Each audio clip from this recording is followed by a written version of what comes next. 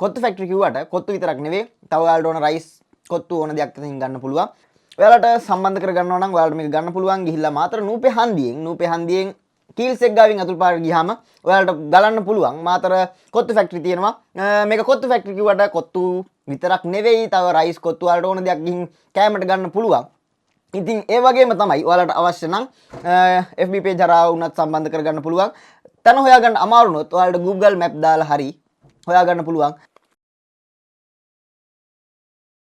කටෙන් කටට කෙලුණන අමුතු රහක් තියෙනවා. ඉතින් රහ බලන්න පුළුවන් ඔයාලටත්.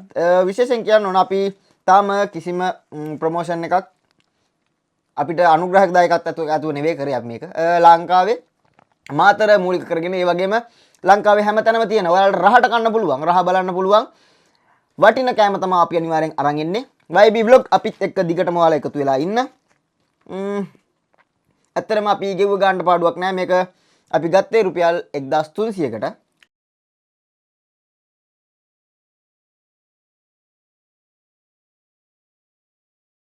අනිවාර්යෙන් කියන්න ඕනේ 1300ට කීස් කොත්තුව ගත්තට තනියෙන් නම් කාලි ඉවර කරන්න බෑ. අනිවාර්යෙන් දෙන්නට තුන් දෙන්නට කන්න පුළුවන්.